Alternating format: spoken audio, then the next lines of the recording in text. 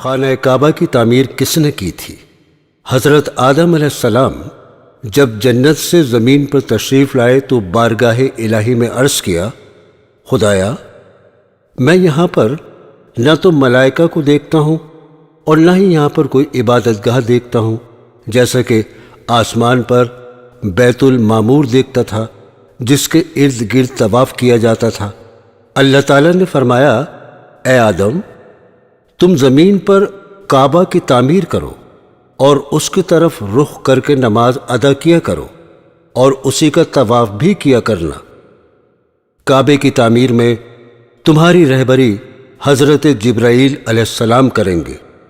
حضرت جبرائیل علیہ السلام حضرت آدم علیہ السلام کے پاس آئے اور ان کو اس جگہ پر لے گئے جہاں پر اللہ تعالیٰ نے کعبہ بنانے کا حکم دیا تھا۔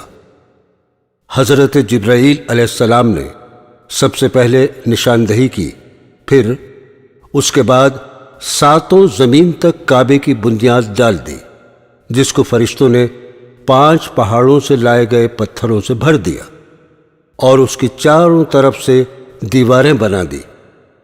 بعض روایات میں آیا ہے کہ حضرت جبرائیل علیہ السلام آسمان سے بیت المعمور اٹھا کر لائے اور اس 4 دیواری کے بیچ میں لا کر رکھ دیا، جس کی طرف رخ کر کے حضرت آدم علیہ السلام نماز ادا کرتے رہے اور اس کا طواف بھی کرتے تھے۔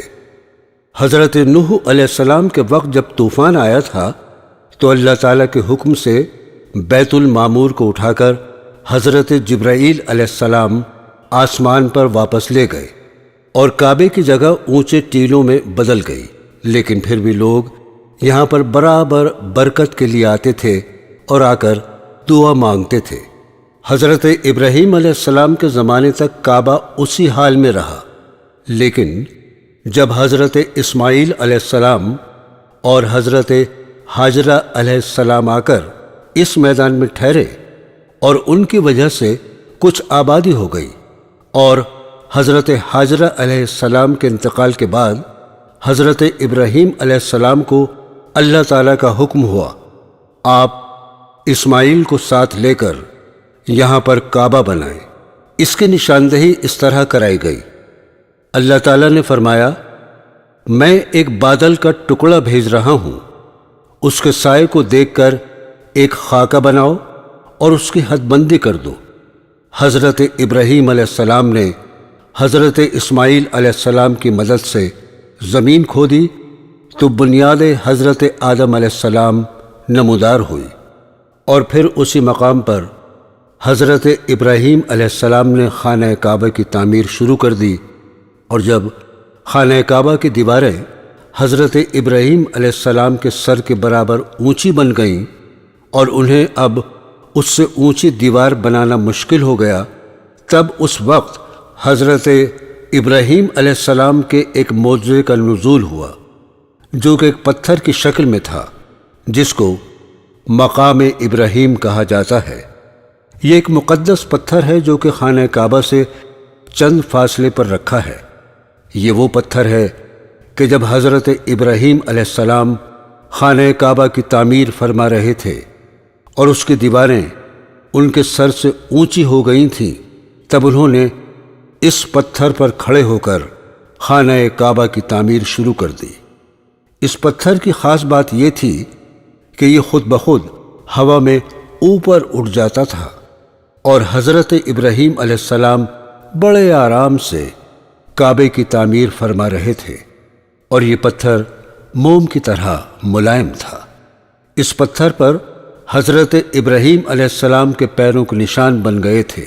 آپ کے مقدس قدموں کے نشان سے اس پتھر میں 4 چاند لگ گئے کہ اللہ تبارک و تعالیٰ نے قرآن کریم کی سورہ آل عمران کی آیت نمبر 96 اور 97 میں فرمایا ہے کہ خانہ کعبہ میں اللہ کی بہت سی نشانیاں ہیں، یعنی کہ خانہ کعبہ میں خدا کی بہت سی روشن اور کھلی ہوئی نشانیوں میں سے ایک بڑی نشانی مقام ابراہیم ہے۔ اور دوسری جگہ اللہ تبارک و تعالیٰ سورہ بقرہ میں فرماتا ہے، اس پتھر کی عظمت کا اعلان کرتے ہوئے ابراہیم کے کھڑے ہونے کی جگہ کو نماز کا مقام بناؤ۔ 4000 برس طویل عرصے سے اس بابرکت پتھر پر حضرت ابراہیم علیہ السلام کے مبارک قدموں کے نشان موجود ہیں، جو بلا شبہ حضرت ابراہیم علیہ السلام کا ایک بہت بڑا معجزہ ہے۔ یقیناً یہ پتھر اللہ تعالیٰ کی کھلی ہوئی نشانیوں میں سے ایک بہت بڑی نشانی ہے۔ پہلے خانہ کعبہ کے 2 دروازے تھے، ایک دروازہ اندر جانے کے لیے تھا تو دوسرا دروازہ لوگوں کے باہر نکلنے کے لیے تھا۔ خانہ کعبہ حضرت ابراہیم علیہ السلام نے 5 پہاڑوں سے لائے گئے پتھروں سے حضرت اسماعیل علیہ السلام کی مدد سے تیار کیا تھا۔ حضرت جبرائیل علیہ السلام کوہ لبنان، کوہ ہرا، کوہ قبیس، کوہ صفا اور کوہ مروہ سے پتھر لاتے تھے، اور یہ دونوں خانہ کعبہ کی عمارت تیار کرتے تھے۔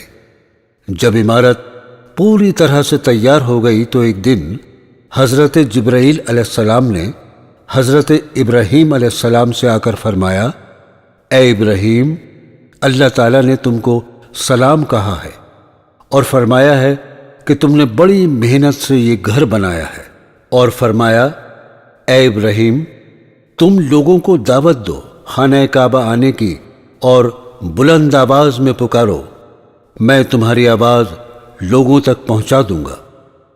حضرت ابراہیم علیہ السلام نے ایک اونچی پہاڑی پر چڑھ کر بلند آواز میں کہا کہ اے لوگو، تم پر اللہ تعالیٰ نے حج فرض کیا ہے، اس لیے تم کو خانہ کعبہ آنا ضروری ہے۔ تب چاروں طرف سے آواز آنے لگی، لبیک اللہم لبیک لا شریک لک لبیک۔ اللہ تبارک و تعالیٰ نے سبھی مسلمان عورتوں اور مرد پر حج فرض کر دیا۔ اللہ تعالیٰ نے حکم دیا کہ تم لوگ میرے مقدس گھر خانہ کعبہ کے طواف کے بعد مقام ابراہیم کے پاس 2 رکعت نماز ادا کرو۔ خانہ کعبہ میں حجر اسود کا اپنا ایک اہم مقام ہے۔ حجر اسود خانہ کعبہ میں لگا ہوا مقدس پتھر ہے۔ حج کے دوران طواف کرتے وقت حجاج بوسہ دیتے ہیں۔ یہ خانہ کعبہ کی جنوب مشرقی دیوار میں قد آدم کے برابر نصب ہے۔ اگر اس پتھر کو قریب سے دیکھیں تو اس کے 12 سے زیادہ ٹکڑے ہیں جنہیں کسی مسالے سے جوڑا گیا ہے۔ شاید یہ کسی زمانے میں ٹوٹ گیا ہو اور اس کو دوبارہ جوڑا گیا۔ اس پتھر کو ایک چاندی کے فریم میں جڑا گیا ہے۔ حجر اسود کہاں سے آیا ہے یا اس کو کہاں سے لائے ہیں، اس بات کی مکمل معلومات حاصل نہیں۔ ابن عباس رضی اللہ تعالیٰ عنہ کی ایک روایت کے مطابق آقا حضور صلی اللہ تعالیٰ علیہ وسلم نے فرمایا کہ حجر اسود جنت سے لایا گیا ہے، تو خانہ کعبہ کی تعمیر اول کے وقت سے یہ حجر اسود اس میں موجود تھا۔ 606 عیسوی میں جب سیلاب آیا تھا، اس وقت کعبے کی عمارت کو نقصان پہنچا تھا اور قریش قبیلے نے اس کی دوبارہ تعمیر کی۔ جب دیوار قد آدم تک پہنچ گئی تب حجر اسود رکھنے کا مسئلہ درپیش آیا تو قبائل میں جھگڑا ہوا۔ ہر قبیلے کی خواہش تھی کہ یہ سعادت اسے ہی نصیب ہو۔ نبی کریم حضرت محمد صلی اللہ تعالیٰ علیہ وسلم نے اس قصے کو طے کرنے کے لیے یہ طریقہ اختیار کیا کہ حجر اسود کو ایک چادر میں رکھا اور تمام سرداران قبائل سے کہا کہ وہ چادر کے کونے کو پکڑ کر اٹھائیں۔ چنانچہ سب نے مل کر چادر کو اٹھایا، اور جب چادر اس مقام پر پہنچی جہاں حجر اسود کو رکھا جانا تھا تو آپ صلی اللہ تعالیٰ علیہ وسلم نے اپنے مبارک ہاتھوں سے اسے دیوار کعبہ میں نصب کر دیا۔ حضرت عبداللہ بن زبیر کے دور میں کعبہ میں آگ لگ گئی تھی، جس سے حجر اسود کے 3 بڑے ٹکڑے اور کچھ چھوٹے چھوٹے ٹکڑے ہو گئے تھے، جنہیں عبداللہ بن زبیر نے چاندی میں منڈوا دیا تھا۔ رکن یمانی اور حجر اسود کے درمیان کی دعا: اے اللہ، میں آپ سے معافی اور دنیا و آخرت کا سوال کرتا ہوں اے رب ہمیں دنیا اور آخرت کی خوبی عطا فرما اور عذاب دوزخ سے بچا۔ رکن یمانی کے بارے میں ارشاد فرمایا گیا ہے کہ 70 فرشتے مقرر ہوتے ہیں۔ جو شخص یہ دعا مانگتا ہے تو فرشتے آمین کہتے ہیں۔ اللہ تبارک و تعالی ہم سب کو حج کی توفیق عطا فرمائے اور ہم سب کو اللہ کے گھر خانہ کعبہ کا دیدار نصیب فرمائے۔ آمین ثم آمین۔